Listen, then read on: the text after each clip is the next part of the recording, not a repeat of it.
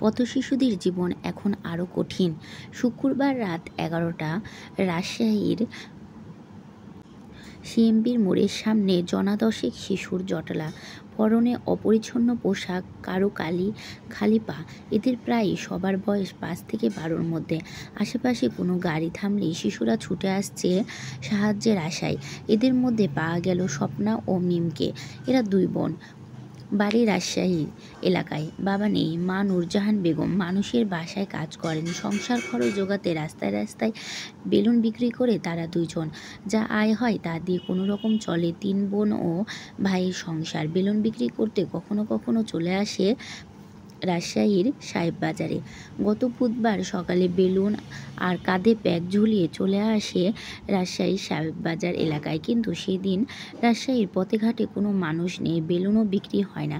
এভাবে চলতে চলতে সকালে গাড়ি গড়িয়ে দুপুর, তাদের বেলুন বিক্রিই হয় না। এরপর বাধ্য হয়ে ভিক্ষা শুরু করে 2 শিশু, কখনো মসজিদের সামনে, কখনো বাজারে, কখনো ছোটোখাটো জনসমাগমে। 1-2 করে রাত 11টা পর্যন্ত প্রায় আয় 67 টাকা। এরপর 2 দিন আর বাসায় ফিরেনি তারা। ফুটপাতে, বিপণীতে, সিঁড়িতেই কেটে যায় তাদের রাতগুলো।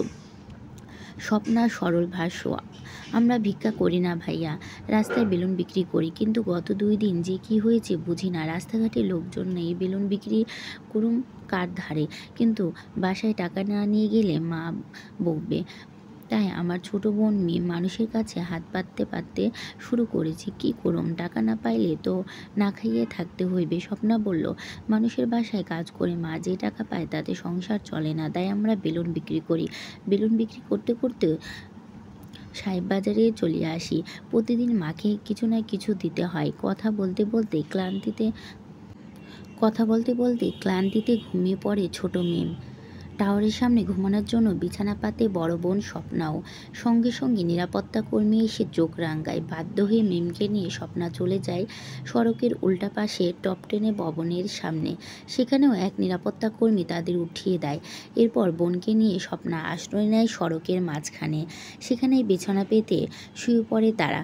তোমরা বাড়ি গেলে না কেন? জানতে চাইলে স্বপ্নার জবাব, কাজ শেষ করতে রাত হয়ে গেছে, মা আয়শা নিয়া যাওয়ার কথা ছিল, কিন্তু মা আসে নাই, আর গাড়ি না চালায় আমরাও যাইতে পারছি না, এ কারণে রাস্তায় থাকতেছি।